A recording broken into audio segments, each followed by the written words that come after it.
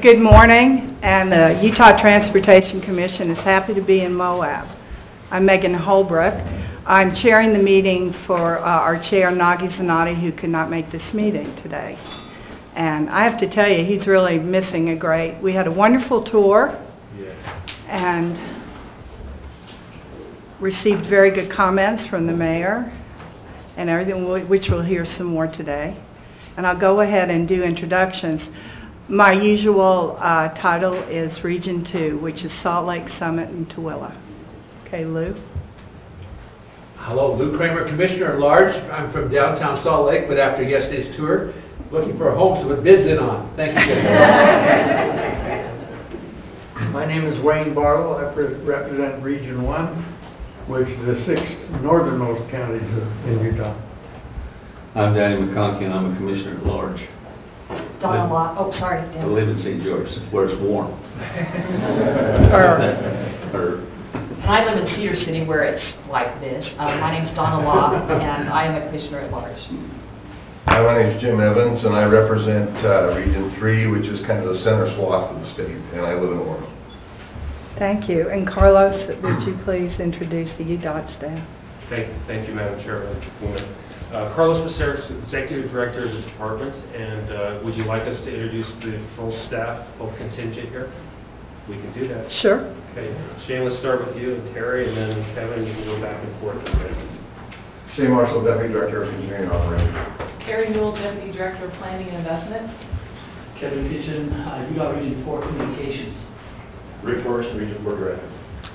Kirk Gornock, Region 4 Program Manager. Ryan Anderson, Region 4 Project Manager. Jason Davis, Operations Director. I'm Bob Belly, I'm the SPID Coordinator.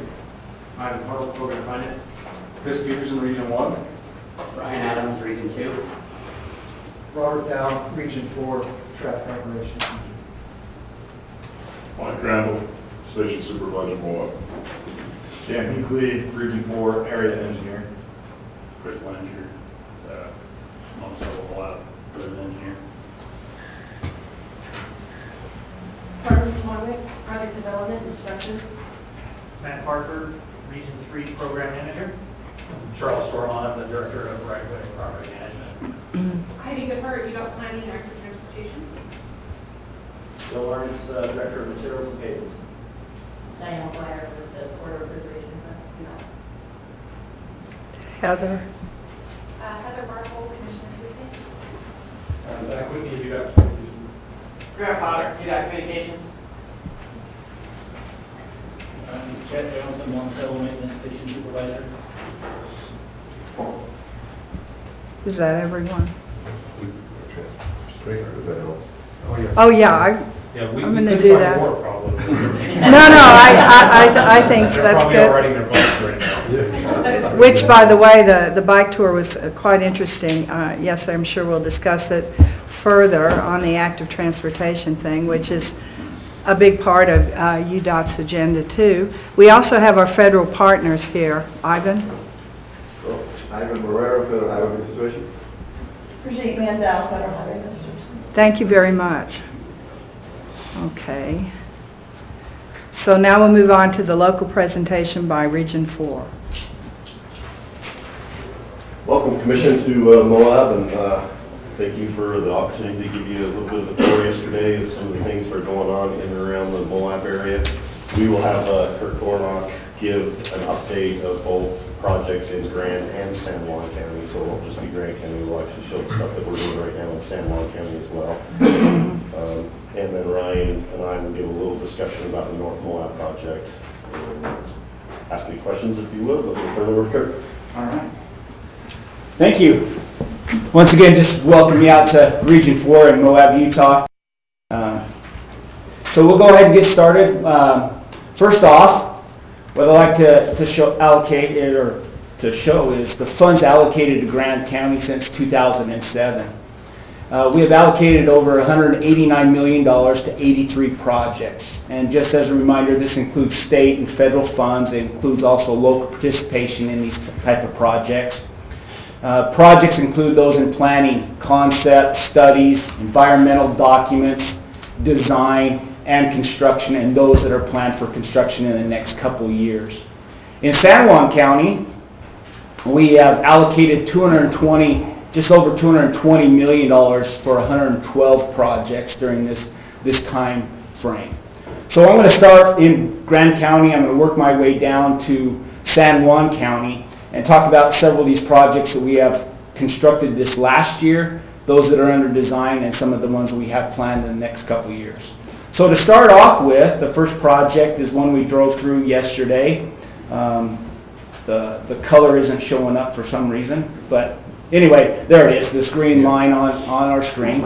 This was constructed this last summer. It was an asphalt seal for $1.6 million, but as I noted on that commission tour, we also had some highway safety improvement funds to widen the shoulder. This little picture here, I'm sorry, it's a little small, but it shows the shoulder before we did that project. Absolutely no asphalt shoulder. It was just gravel shoulder. We added edge drop. And then through our project, we were able to add that 4-foot asphalt shoulder onto that critical area on US 191. As we come further south, a project that was constructed was this low volume program project on the red line going east to west. This was a $6.9 million lane level asphalt overlay, guardrail signing type project. This project, once again, was a low volume route. This came about by the $40 million that was allocated by the Commission for low volume projects, which in Region 4 and rural Region 4, this is a blessing to our roads. So yeah, we really appreciate this. And just because they're low volume doesn't mean they're not important. Exactly, I appreciate that. So thank you for bringing that up. It's going to be one of the most beautiful roads in America, too. It's gorgeous, gorgeous, gorgeous. Also, we did on US 191 on the Main Street, we did a concrete and a bridge preservation project. My GIS isn't, it's the red line. It's not that wide, but it's showing that wide. We did a real widening. But anyway, on this project, just the day I was out taking photos, it had just rained, which nobody was complaining about. But we did a concrete grind to make the ride smoother. We also did some full depth and partial depth concrete replacement. And then also with bridge money, we were able to remove the asphalt down existing Mill Creek Bridge, do a pothole patching, waterproof membrane, and then overlay that bridge again.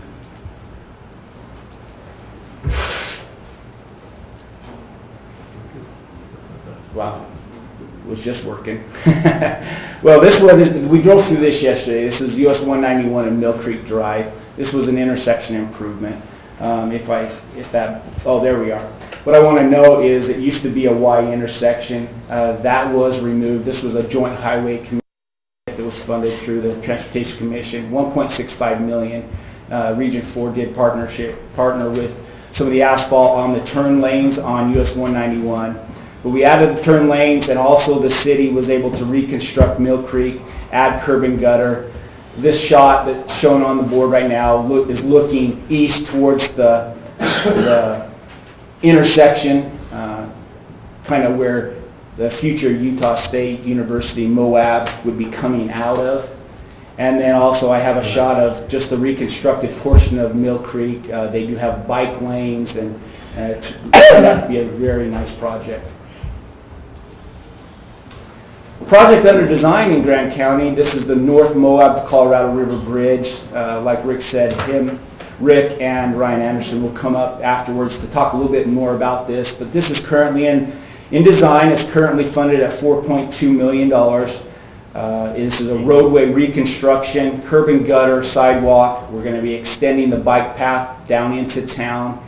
A big portion of this project is addressing the drainage, and currently it is planned to be advertised spring, early summer of 2019. This is just a typical section showing that we will have 2 lanes in each direction. Majority of the roadway will be a 5-lane section. There is one section of 4 lanes where we do have a frontage road where we wouldn't need the median turn lane. We talked about this yesterday in our staff update meeting, but we were funded with $300,000 for the Arches Recreational Hotspot funding. We took $150,000 of this money to study overall project ideas. This has also, I've just highlighted the website where anybody could access this, but we brainstormed, we come up with our goals, our ideas of what these projects could be. We scored them. And one of the projects that came about from this discussion was the Moab bypass. We took $150,000 of that $300,000 allocated towards this area to study this because we knew we needed more time and we would need more data to help us conceptualize just what it could look like and what it could cost. And through that, we came up with a variety of different ideas, schemes, one-way couplets, utilizing existing roads, new bridges, etc., to see what a concept may look like. Would you like to discuss very briefly the hotspot, what that program was? And yes. Do you want it, or probably? Do you want me to do that? Yeah, that'd probably be more eloquent. I don't know if it's going to be more eloquent. Madam Chairman, during the deliberations in the legislature during the 2017 session, there was discussions about a $1 billion bond. And during those discussions, there was also recognition that there was areas in the state that would not typically qualify for funding under the Transportation Investment Fund criteria as developed by the Transportation Commission. And they wanted to have a focus on some of those areas. During those discussions, essentially Little Cottonwood Canyon became the poster child for when that discussion began and the congestion that's been occurring up there on those nice powder days. And so they said that $100 million out of that $1 billion would be set aside, and it would basically have different criteria, very flexible for the Transportation Commission to look at projects that could relieve congestion, is what was in the statute, to address recreational hotspots, and that helped drive the economy. So the Commission spent quite a bit of time receiving public comment, and actually during several of your Commission meetings had a chance to tour various areas of the state, and you funded projects from Zions Park to some in Moab, some up at Bear Lake, money for Little Cottonwood Canyon. Shane, was that the extent? That's this study? This study, was yes. part of that Moab. This was The part of Moab. And so all those projects are proceeding right now. Right. Some of them are trying to put some more definition on what those projects are, and that's what Kurt is doing. Thank you, Carlos. It was very strategic of the legislature to do that, and it's very unique to Utah to have this. And a lot of people asked for a lot of things, and it was very hard to narrow it down. Everybody on the Commission can nod because of the different areas, but this was a good use, this study, for Moab of the money. So yes. Thank you, Kurt. Yes, and just as a reminder, of that $100 million, $10 million was allocated to the Arches area for downtown Moab parking and Main Street improvements. And this is a 3-phase. One, to construct and improve dispersed parking within downtown. Second is to construct a multi-layer level parking structure. And third, to make Main Street improvements in planning efforts with the city. And these are all currently under the infancy of design, trying to get consultants on board to help us design these projects. But they're going. They are going. And thank you, Carlos. I appreciate that. I was going to say the same thing. I wasn't. Thank you. I'm sure you were. Go ahead. All right, come on, buddy. Oh, there we go. All right, so we're going to be going down into San Juan County now. This is on US 191. This is the purple line. Although it straddles both counties, all the work was done in San Juan County, but this was constructed this last year, $3.44 million, where we added a northbound passing lane. It's 1.5 miles, and we also extended a southbound passing lane. So here is the picture of a northbound passing lane, which is awesome, coming, and we're looking north towards Moab. And also, this is looking at the extension of a southbound passing lane. Originally, if you can see the hill in the background, the passing lane started right at the base. And we extended that down towards the north, and we also extended it on the south end also. So it provides better passing opportunities and make it more safe.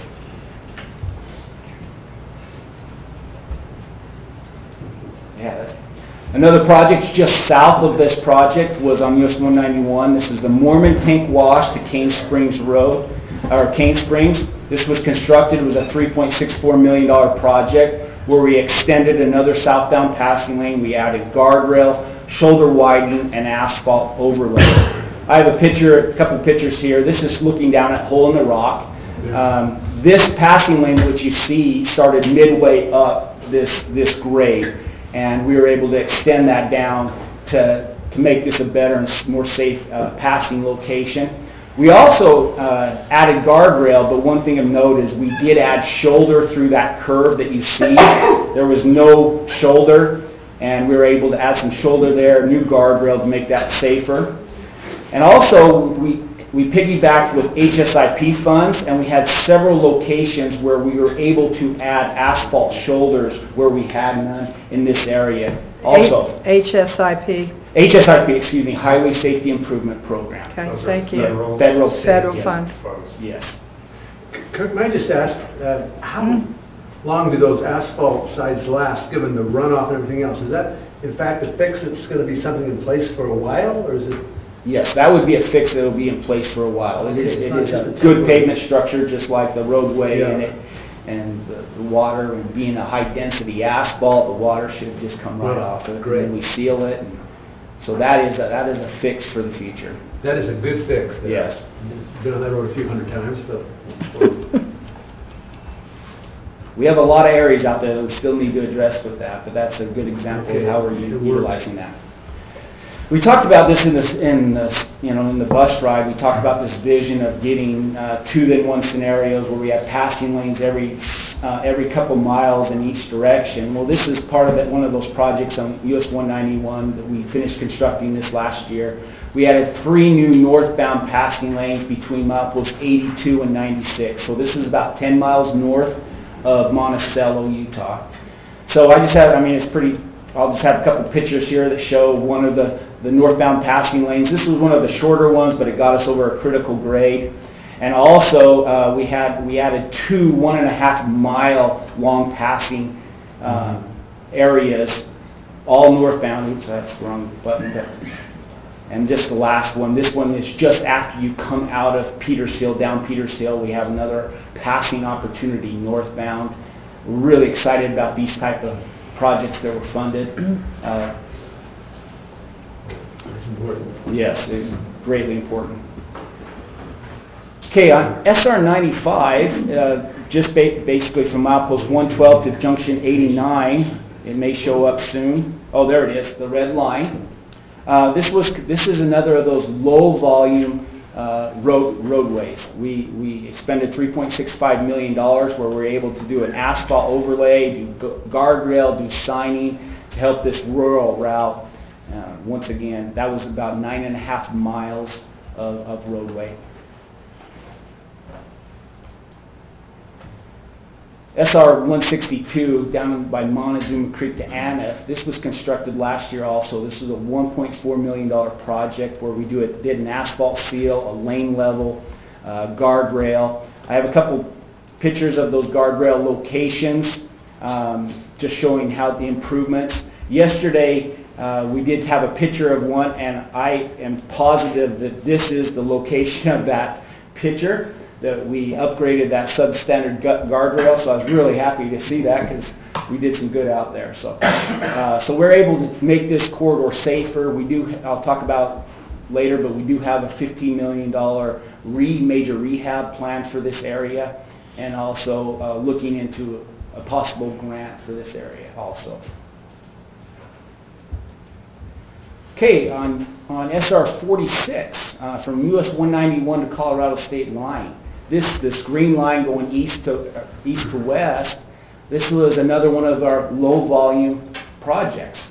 We were able to overlay, this is just finishing construction, we were able to overlay over 21 miles of low volume pavement with that program. Once again, asphalt overlay, lane levels, guardrails, signing to make this road safer and extend its life. Now I just want to finish up with some of the projects. I wasn't going to get pictures for, but talk about some projects coming up in the near future. In Grand County on SR 313, we constructed, and we talked about this a little bit yesterday, but we just did a pavement seal, but we also replaced several deteriorated cattle guards on the project. It was a $1.3 million project that was constructed in 2018. Moab City had a Moab Safe Route to School project. It was nearly $500,000 that is just finishing construction. In design currently, we have the other half of the SR 128 project. This is another low volume project, 24 more miles of low volume roadway to be overlaid. This is $8.45 million to be constructed next summer. Also, there's another Joint Highway Committee project with Moab City, 4th North and US 191. It's an intersection improvement project, $1.16 million planned for 2021. We have a couple preservation jobs on I-70 west of the Crescent Junction interchange, which comes down to Moab, both $2.4, $2.8 million. These are planned for 2022. And finally, on US 191, we have a couple rehabs that are going to happen. The first one actually is a preservation job from milepost 151 to I-70 on US 191. That's nearly $1 million project. And then we're going to do a rehab of US 191 from SR 279, which is the Potash Road, up to SR 313. And that we're going to be doing a heavy mill and fill on this project. We saw some cracking, alligator cracking on that road yesterday. Those are all planned for 2022. In San Juan County, we have a busy workload for San Juan County. Last year we constructed on Monticello Main Street and Center Street, which is US 491 and US 191. We did an asphalt seal for $428,000. And also, on the rest of US 491, which is another 16.5 miles, we did some soft spot repair overlays and asphalt seal for $3.75 million. Now we're excited on these other projects that are under design for San Juan County. We have another low volume project. This incorporates several routes, SR 95, SR 261, SR 275. But what I want to tell you about this one is over 40 miles of low volume routes that are going to be overlaid. 40 miles. So this low volume program in Grand and San Juan County is important to them. On SR, that's a $15.8 million project that will start next summer. On SR 95, we'll continue our culvert project program that we've been doing in the region of replacing or lining corrosive and poor culverts. That's a $600,000 project under design. 2 years ago, we built a wildlife underpassing and fencing south of Monticello. We're going to continue that effort just south of that, improving on some of the areas that we had done. This is phase 2, $2.4 million for more wildlife fencing and a couple more underpasses on US 191. We also have on US 163 a couple projects. We have the Mexican Hat Bridge rehab that is just starting the infancy of design. That's a $3 million project, hopefully to be delivered for advertisement late fall 2019. And then US 163, this is the Monument Valley Roundabout. This is a $2 million project that is currently under design, and we hope to have that advertised this summer. And then US 191, we do have another Highway Safety Improvement Program project from 107 to 109. This is shoulder and clear zone improvements, but this really has to do with sight distance, and we're going to be doing rock cutting to improve that sight distance around some various curves there. And then finally, this one we mentioned again was SR 162, Montezuma Creek to Aneth. Right now, planned $15 million for that major rehab in 2023. May I just ask? Yes. Kirk, Yes, what please. is the roundabout Monument Valley? What's the purpose of that? Yeah. It is definitely something that they had desired, Yeah. and it came through the governor's office saying, hey, this is something that we'd like to do for the community. So that's how it perpetuated. What, is it in a community or is it out there just?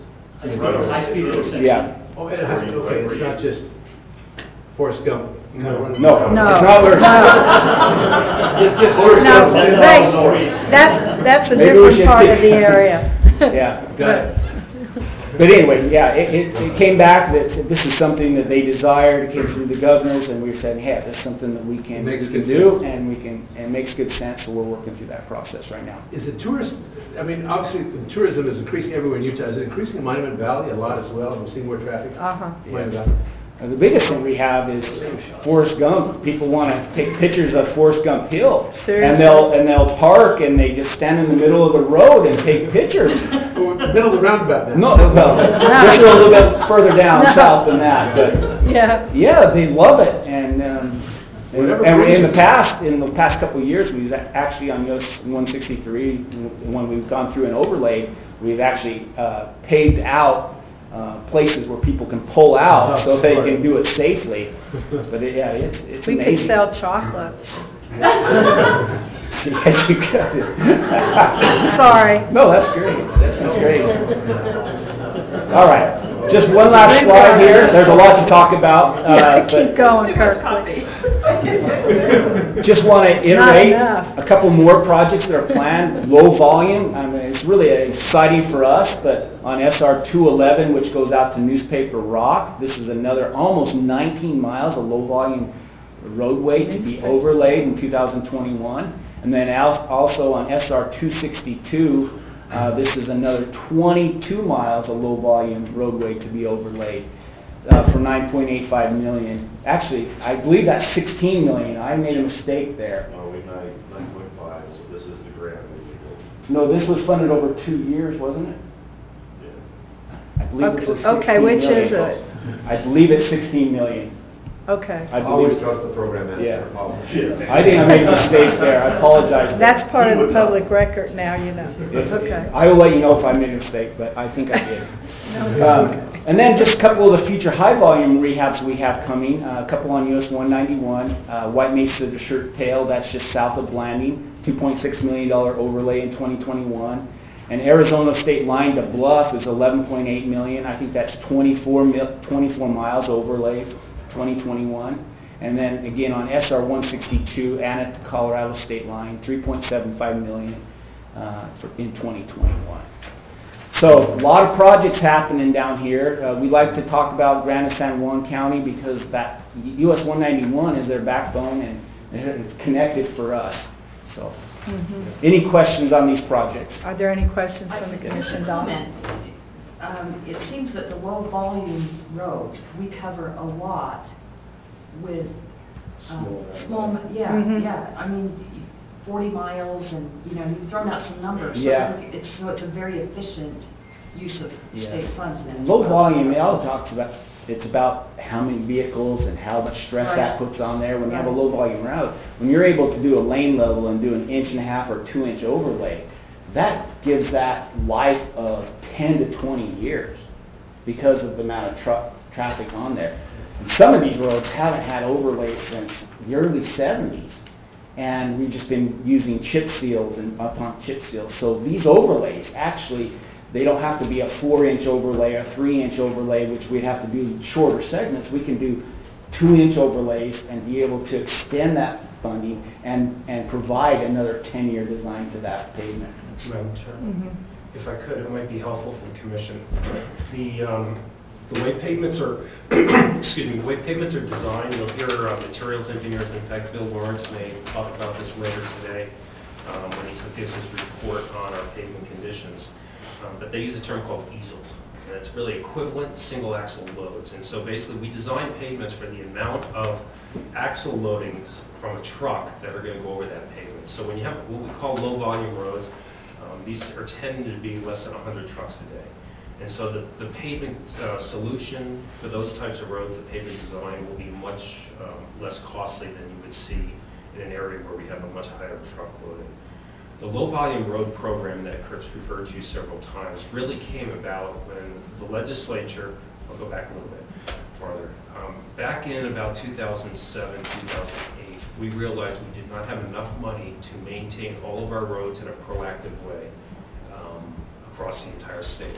And we were concerned that we were starting to see a decay in our high volume roads. And these are the roads that if they get to a point, when they decay to a certain point, then the rehab cost is very high. So we have a philosophy, good roads cost less. So we try to treat roads before they go into poor condition. And so we can treat them from the top down instead of having to get in and remove from the bottom up. And so much more cost effectively. So we came to the commission, I still remember, I can't remember exactly the year, but it was in, we were in March down to St. George, and we recommended that we basically not proactively treat. And at that time we were calling them, we weren't calling them low volume roads, we were calling them level two roads. Yeah. And it was roads, under 1,000 vehicles a day, or under 100 trucks a day. And we basically then just applied our maintenance money, what we call Code 1. And our maintenance crews would go out there for about $10 million a year on all of these low volume roads and just react to issues that are out there. And so we started losing the condition of these low volume roads. Every year at the legislature, we would present the pavement condition of those low volume roads, as well as the projected condition with that continued investment. And this was the impetus behind the legislature passing the 2015 gas tax. It was all driven around fiscal responsibility, around asset condition. And so the commitment during that gas tax thing was, we said that if we had $40 million a year for these low volume roads, we can turn those pavement conditions and start to improve it.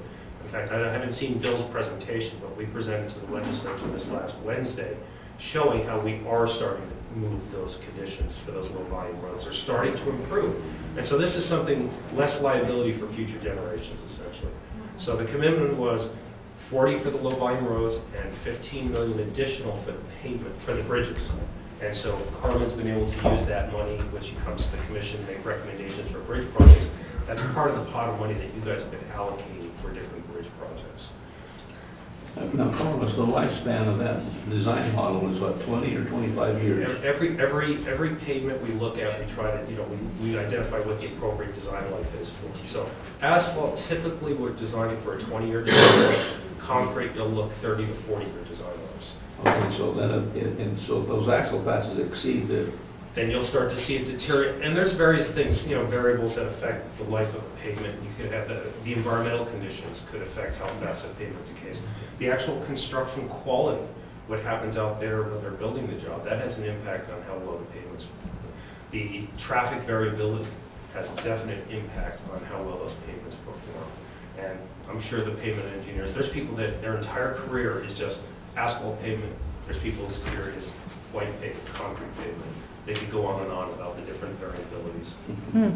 Thank you. Thank you. That was very helpful. Approach, From a road perspective, this is so critical. Oh, that's why I want to emphasize that. It's huge for not only Region 4, but especially like a place like Grand and San Juan counties. It's a blessing to their roadways and for helping us maintain them, because it was very difficult.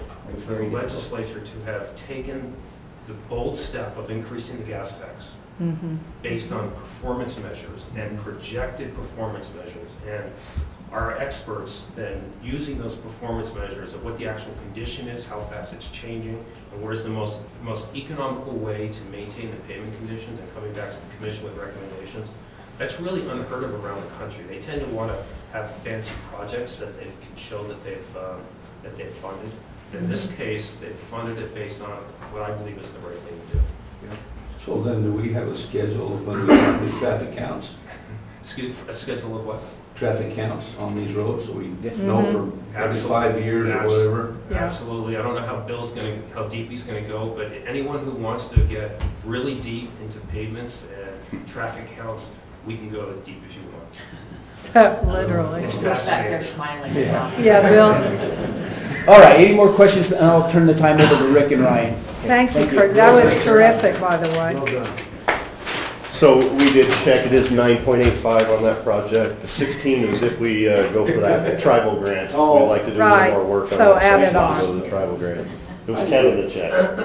Thank you. All right, we want to talk just a little more specifically about a big project that's coming in Moab that'll have quite a bit of positive influence on the community here in the next couple of years, but will be a very challenge with the traffic management as we get going. But I wanted to spend just a little bit of time about the history, and Kevin's done a great job of showing the history of where we've been with this, talking about the bypass that we had the discussion yesterday with you folks about the Moab bypass. That dates all the way back to 1993.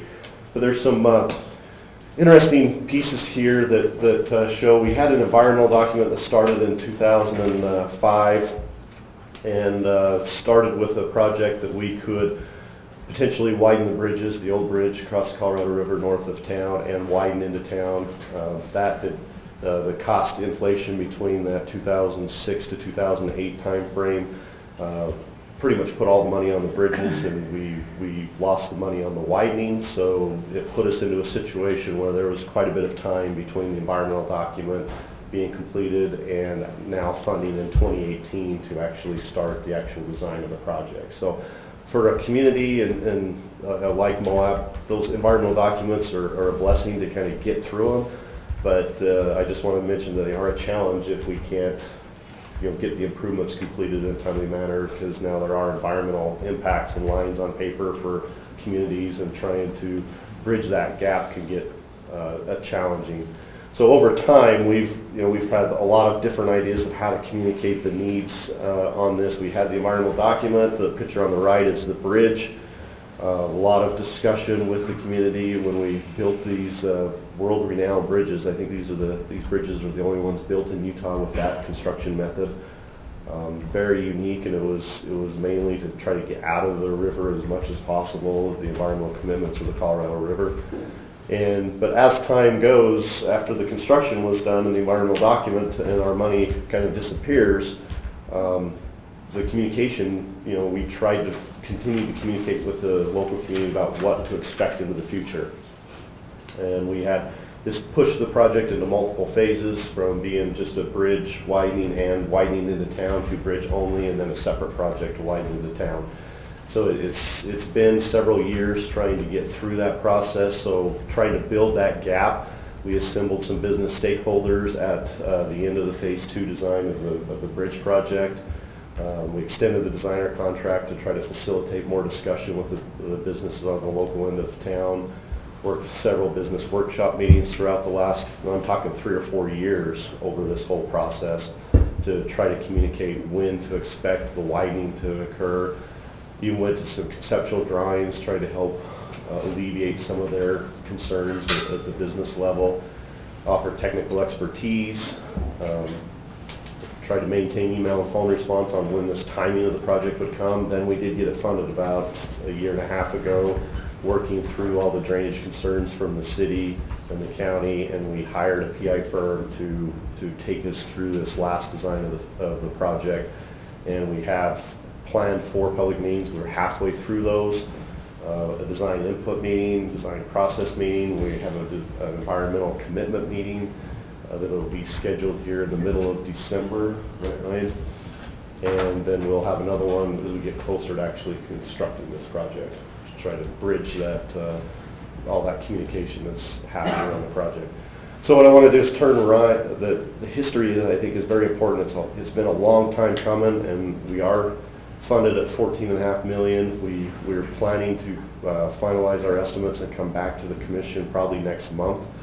Between the drainage and the west side, we have decided to add curb and gutter and sidewalk all the way on the west side due to all the developments and the pedestrian loading that's happening out there. You see all the new hotels, the ones that we stayed in at Spring Hill Suites, to have a west side connector into town. We do have the dedicated bike path on the east side, but we feel like having a full sidewalk system on the west side would be very, very beneficial to the community as well. So those type of impacts, as well as the drainage impacts and the Matheson wetland, all that stuff, is adding a request for about $4 million additional money on top of the $2 million that the city is bringing to help construct that. And the sidewalks are a safety issue too. Exactly. So I'm going to have Ryan give just a really high-level look at the scope of work of this job, since it's so critical right here in Moab, and then we'll be done. Thanks, Rick. Thanks, Madam Chairwoman. Thanks for the commissioners. The UDOT leadership. It's been a good tour. I appreciate you guys visiting Region 4. This is a great project. It's also a very challenging project that we're excited to see coming to fruition here in Moab. As Rick mentioned, we're moving down that path. We have the revisit of the EA that we have to be doing, that's the reevaluation that's being completed, and we're hoping to have a draft document available here very soon, and to hold a public hearing or a public meeting in public open house in mid-December to kind of move that process along. The design is well on its way. The project scope is basically, you guys may have noticed, Rick mentioned the great bridge structures that we have and the cross section that we have, the 2 lanes coming into town and the help that that's been. We have 2 lanes in each direction in town, and we kind of have this area in between those 2 areas that's kind of creating a bottleneck. And so this is the opportunity we have to widen this and make a less congested, more travelable Moab Main Street. So scope will be mainly to reconstruct and widen US 191 to a 5-lane section. As Rick mentioned, it'll include curb and gutter. This project will from 400 North in Moab to the SR 128 junction just south of the Colorado Bridge. I'll show some pictures in a minute. Another major issue in this area is the stormwater. You'll notice the steep ledges on the east side of the road that tend to allow a lot of unconstrained water to flow and sheet flow across the road. We want to look at opportunities to improve that system, reduce the headache for our local crews and Moab City and the residents, so that we can have a more managed stormwater system. So it's a great system that's being designed. And also in coordination with Moab City, we are looking to expand the multi-use path and improve the active transportation throughout the community that you guys experienced yesterday is a large part of Moab. Kirk showed this slide a little bit earlier. I just want to kind of re-emphasize the typical sections that we've looked at. There is that segment C that will be a little bit different from the others, but that is the area where we have the frontage road accessing the businesses. The areas where we have the A and B typical section, which includes the center turn lane and 2 through lanes, are the areas where we have high business density and we need those turning movements, and they're going to be crucial to the congestion and everything that's happening right now on Moab Main Street. Here's some examples of the existing drainage issues that we have. Like I mentioned, non-managed flows coming from those steep sandstone ledges create some major headaches for businesses, residents, and the city of Moab and UDOT maintenance crews. Debris and contaminants are one of the largest issues. Most of this water is ending up in the Matheson Preserve and out in the Nature Conservancy District. We've been working with the Matheson Preserve and Nature Conservancy District, the Division of Wildlife Resources, Moab City. We've all been working together to look at a way that we could still get the water there and hopefully in a much cleaner and controlled manner. They're doing a great project right now with some the suckers. No, it's I forgot the fish. What is it? Yeah, there we go. Thank you. The razorback chub is the fish, the endangered fish that they're working on some great projects in this area to work. And so we're working with them to make sure that we don't negatively impact those important projects that they're doing in that area. We've had some great coordination with them. And we also feel that the water that's going to be entering this because of the sediment basins that we're constructing and the vegetated swells, that we're going to be putting a much cleaner stormwater into the wetlands than is currently going in there. And that's all I have. Is there any questions? Just a quick question. So, lack of knowledge on this type of stuff. So when you have the traffic flowing in, going down to 1 lane, and then you open up to about Main Street where the businesses are, when you have now the 4 lanes coming in, right? You know, what does that do? I'm just curious what that does to traffic, or how you continue to keep the extra traffic flowing through. Obviously, we're talking about the bypass, but before that, just how does that play with now coming down in the downtown area where you? As far as the widening of the road, anytime we can reduce weaving movements and areas where we have left turns trying to happen in a through lane, anytime we can reduce that, it just reduces the amount of congestion that builds in this segment. There's always the discussion about speed and how it controls speed and everything else coming in there, but it just allows for a more free-flowing movement for those looking to pass through this segment without having to wait for turning movements and other cars that may be leaving and doing different other traffic movements. Thank So you. I don't know if that Yeah, answers that that does. question. I just see this squeeze and open. I just wonder if it flows, but that makes sense that maybe they're able to go in and out where they need to quicker without congestion. So. You can kind of compare it to a water hose. You put your thumb at the end of the water hose, and you know you have the potential to have some chaos at the end of that. You know, so you're restricting those people down to those 2 lanes, and sometimes that goes okay, and sometimes it can cause some real headache for them. But it always throttles that area right there where you have the congestion. So. Thank you. Thank you. Are there any other questions? Thank you very much. May I just say how important the touring is to help us really understand what's happening today. That's just been a great preparation for it, so thank you for warming us up yesterday. It's unique to the UDOT and the Transportation Commission to take people out on the tour so you can actually see what you're voting on. It's invaluable. Okay, public comments. And when you come up to make a public comment, please designate your name and title for the public record. You want to start with the mayor? The mayor can go first.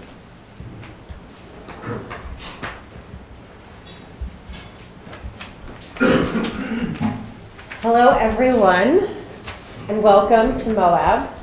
I'm so grateful. I'm Mayor Niehaus, but since we all got to ride bikes together yesterday, you can just call me Emily. My message is a message of gratitude, and what better time than just before Thanksgiving. I'm so grateful. I'm so grateful to all of you for all of the projects that have happened recently in our community. So the recreation hotspot funding, what a big deal. We're so grateful. I understand how that funding was competitive. That funding helped open the conversation for us to talk about a bypass. And we're very grateful for that. And then also the parking study that's going to enable us to better organize ourselves downtown. I really can't say how grateful enough we are for the hotspot funding. Thank you. The North End 191 widening project, we sure get busy and we sure get congested. So we're very grateful for that project. It's really going to increase the efficiency of not only the freight, but also our tourists that come. And it's just going to make their experience in Moab, first time getting here, more enjoyable. So thank you for that. What are your 3 most busy times? Memorial Day weekend.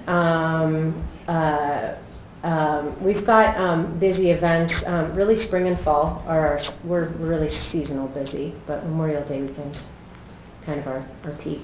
But we're starting to expand our seasons too, and we're getting into the shoulders. And we've been so busy just this past week. Because as you all know, it's still beautiful to bicycle in Moab in November, just before Thanksgiving. Exactly. Also, thank you on behalf of my son and all of the kids in Moab for funding the safe routes to school. It's a big deal to us. The improvements at the intersection of Mill Creek and Spanish Valley, and up 128, the River Road, where we all biked yesterday. Thank you for those. And David was just reminding me that it was through a funding match that the Mill Creek intersection was achieved. So it feels good as a city with UDOT to recognize an issue area and to not just ask you for money, but partner in the collaboration, the study, and the funding of the project. And then also bridges. So we were able to bike under and on top of bridges that you all funded yesterday. And then also the Main Street, just in our downtown, that construction too really was a big deal for us in our downtown. So thank you for that. Thank you for funding this project. And thank you on behalf of our neighbors in San Juan County for all the improvements that we're seeing in San Juan County as well. I want to shift. Oh, and I want to say thank you also to Rick, Kirk, and Ryan for being such dynamite staff. Thank you for the communication and the project management. It's been really great to work with UDOT with these projects. While we are on the eve of Thanksgiving, we are also on the eve of Christmas. And with Christmas, my mom always said, "Tell me what you want." And I had a feeling. Mayor, that's why we're here. So I just want to say that I look forward to and ask for joint participation in a multimodal regional transportation plan. Mm-hmm. With the funding that we had from the hotspot, we had good conversation, initial conversation about the bypass, but we need to talk more. We need to study more, and we understand that it's our responsibility to have a regional transportation plan to be able to have those conversations. So my ask today is just that we come together for that joint participation in a multimodal regional transportation plan, and thank you again for being here in Moab. And I'm very honored to be able to say welcome. Well, we're happy to discuss that. I haven't felt like Santa's elves in a while. I don't know about you guys. Are there any other questions with the commission for the mayor? I just want to thank the mayor and Karen and David and others for their amazing public service. This is not easy. It's one of the toughest jobs in America, being a mayor, particularly of a growing, vibrant city like Moab. So congratulations, Mayor. Amen. Thank you. Thank you. Thank you. Would anyone else like to make a public comment? Hi, my name is Ronnie Dressry. I'm a member of the Moab City Council. First of all, I wanted to thank you all for inviting those of us on the city and county councils to participate in the tour yesterday, because it was actually very helpful, not just to review. We know about a lot of the work that's going on, but you tend to forget about certain things, and it's really nice to have the opportunity to review with you and all of you and ask some questions. So it was a great opportunity for asking questions and getting to know some folks on the bus better. So thank you for that. And then I think there are certain things that get overlooked that UDOT does that really contribute to our community. So I wanted to thank you for working with local businesses. We have, for example, some recreational races that happened, half marathons, where UDOT is very helpful in collaborating on closing down a highway, say, for a race. And I know that's a very special experience for our businesses, but also some of our tourists. So I just had a few questions, and you'll have to excuse me because I'm new to this and I'm not always sure that I'm addressing the question or comment to the right person. So apologies if this is the wrong place. Just a question or just a comment about the bypass. I'll put it down as a comment. Some of the residents who've been here longer have commented to me about the existence of the 2004 Colorado River Bridge EA, and I've looked online for it and I found chapters 1, 2, and 6, but I couldn't find the whole thing. So I was just going to put that out there if there's a way to access the entire thing, and that might just be helpful for some people who are trying to review work that's been done. And then I also just wanted to educate myself, and somebody can fill me in at some point or after this. We've been having some discussions locally about the geologic hazards in our area. The only sinkhole we have in the community so far that we know of happens to be in the area that's being discussed, and that's one of my concerns. And then just to let you know too, just as a council member, feedback I'm getting is that our community would like to have some kind of public discussions amidst the community before we the move forward with sinkholes that. in what specific area that's being discussed? Well, one of the bypass concepts was to come across the river, across 128, and then go above Cane Creek Road up onto the ridge. And we've had a sinkhole at a home just below that. And and I, just as a child of an engineer, I had some concerns about, some of our geologic hazard mapping in the valley in general, but especially in that area. On dispersed parking, I just realized when I was looking at the map, which is great to have in our packet, that it was unclear to me if some of the lots or areas we were looking at were privately owned, and I'm sure that's an educational piece that will come.